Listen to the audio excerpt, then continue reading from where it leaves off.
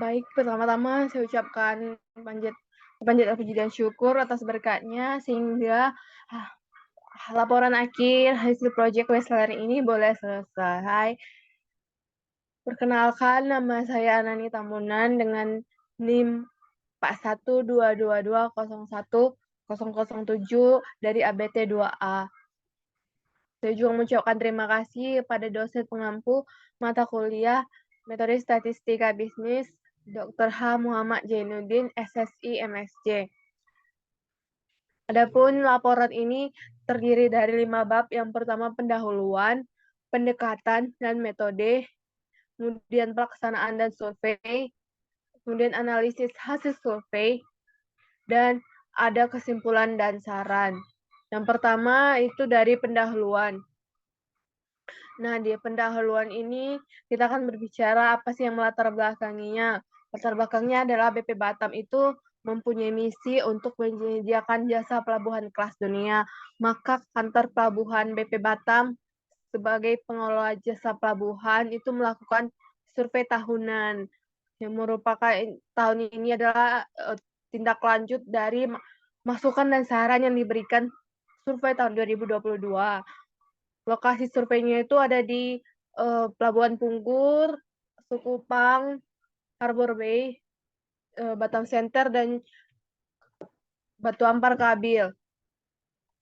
Yang pertama selanjutnya itu ada tujuan. Tujuannya itu untuk mengetahui seberapa besar tingkat kepuasan masyarakat terhadap unit usaha BP Batam.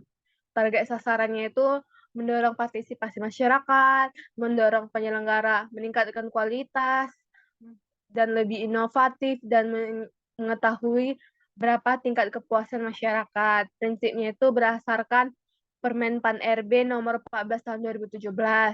Nah, harus transparan, partisipatif, akuntabel, berkesinambungan, keadilan, dan netralitas.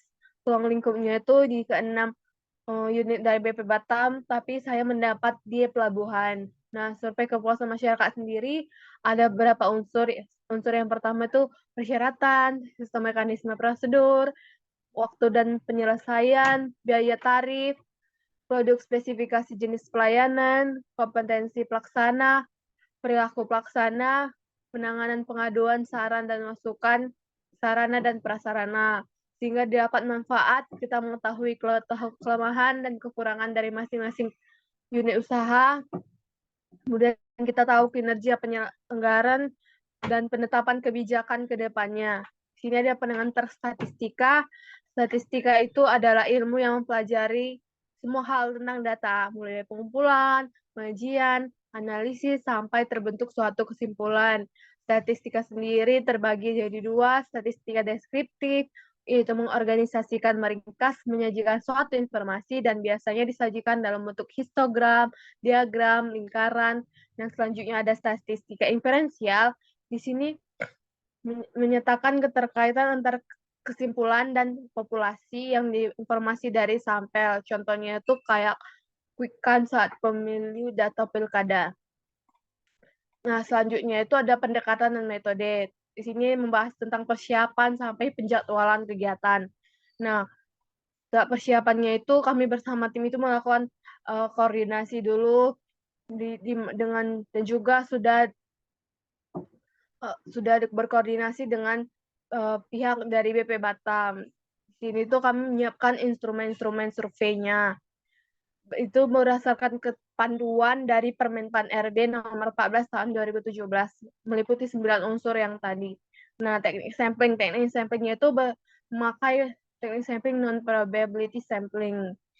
Kemudian penentuan besarannya itu menggunakan skala Likert. Nah, yang pertama itu ada tidak baik diberi nilai 1, kurang baik nilai 2, baik nilai 3, sangat baik nilai 4. Selanjutnya penentuan jumlah responden itu target kami itu 382 sampel. Nah, di tahap ini kami kami ada beberapa tahapan, yaitu menyusun instrumen survei, menentukan besaran dan teknik penarikan sampel, menentukan responden, melaksanakan survei, mengolah hasil survei, menyajikan dan melaporkan hasil survei. Nah, bab ketiga ada pelaksanaan dan surveinya. Tahapan-tahapan tadi dilakukan. Nah, yang pertama itu kita bahas dari pelaksanaan survei. Nah, di PBL Pelabuhan sendiri penyebaran kuesionernya itu berlangsung dari tanggal 1 sampai 23 Juni. Kuesionernya itu disebar secara langsung dan secara langsung itu di 4 pelabuhan, Sekupang, Punggur, Tarbel Bay, Batam Center, dan secara online di Pelabuhan Barang, Kabil, Batu Ampar. Kemudian di sini kita bisa melihat tadi tuh target kami itu 384 responden, yang terrealisasi itu melebihi target 407. Nah, ini adalah unsur-unsur dari instrumen surveinya, dari unsur A sampai unsur I. Selanjutnya setelah sudah didapat data dari lapangan, kami pun melaksanakan pengolahan data survei. Nah, data survei ini diolah menggunakan Office 365.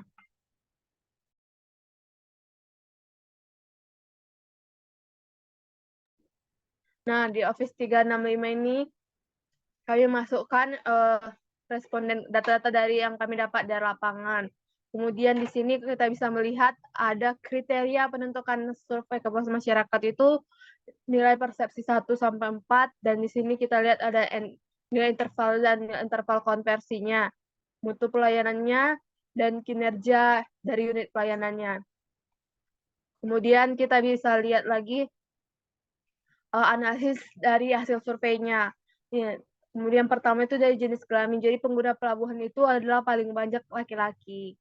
Kemudian kalau dari usia responden, jadi pengguna pelabuhan itu mayoritas adalah rentang usia 18 sampai 25 tahun. Untuk pendidikan responden sendiri yang paling banyak itu di SLTA. Kemudian di frekuensi penggunaan, jadi pengguna pelabuhan itu ada rata-rata setiap hari. Pekerjaan responden sendiri adalah karyawan swasta. Nah, untuk media memperoleh informasi itu, responden mendapatkan mayoritas dari petugas pelayanan. Nah, kita akan menganalisis lagi unsur persyaratannya. Yang pertama itu persyaratan itu mendapat nilai B baik. Unsur sistem, mekanisme, dan prosedur sendiri, dia juga mendapat nilai B baik. Unsur waktu dan penyelesaian itu mendapat nilai B baik. Unsur biaya dan tarif B baik. Kemudian unsur produk, spesifikasi, jenis pelayanan itu juga baik. Unsur kompetensi pelaksanaan itu dapat nilai baik.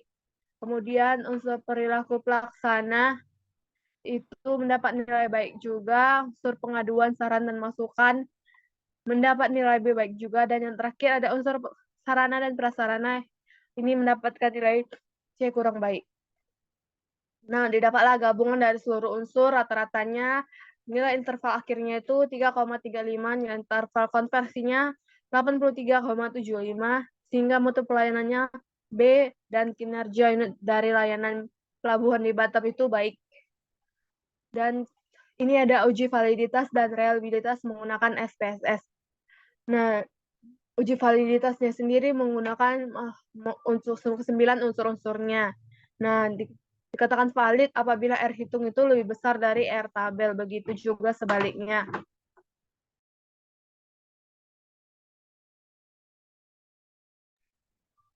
Nah, baru kita bisa lihat di sini R hitungnya 0,997. R tabelnya itu 0,355. 0,997 itu lebih besar dari 0,355. Sehingga kita bisa interpretasikan dari tabel di atas, dapat dijelaskan bahwa R hitung lebih besar dari R tabel. Berdasarkan uji signifikan 0,005 bahwa item-item di atas adalah valid. Kemudian kita masuk uji reliabilitas. Nah, dikatakan reliable apabila crunch bench alpha lebih besar dari nilai batasnya. Batasnya 0,60. Nah, interpretasinya itu di sini kita bisa lihat bahwa nilai crunch bench itu harus besar dari nilai batas 0,978, lebih besar dari 0,60, sehingga variabelnya itu reliable. Kemudian kita masuk kesimpulan dan saran. Kesimpulan yang tadi itu bahwa nilai akhir dari Pelabuhan Batam itu 3,35 dan dikategorikan baik. Untuk saran dan rekomendasi dari seluruh unsur, persyaratan sampai unsur saran unsur penanganan pengaduan, saran dan masukan itu mendapatkan nilai B baik. Mungkin lebih ditingkatkan lagi ke depannya. Namun untuk sarana dan prasarana ini mendapat nilai C kurang baik. Masyarakat itu mengeluhkan tentang AC atau pendinginan ruangan. Mungkin fasilitas ini boleh diperbaiki lagi bagi pihak BP Batam. Dan yang terakhir itu ada dokumentasi. Nah, di sini adalah dokumentasi dari masing-masing responden.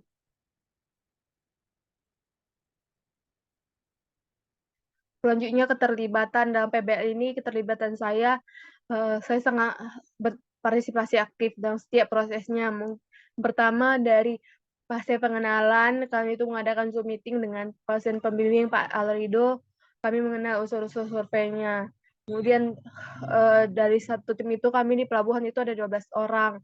Hari pertama di Punggur, kedua di Sekupang, hari ketiga Harbor Bay, keempat Batam Center. Nah, di sini saya selalu yang paling cepat selesai menyelesaikan target responden saya. Di situ kami mewawancarai respondennya, kemudian memberikan souvenir, berikan dan yang terakhir ada dokumentasi.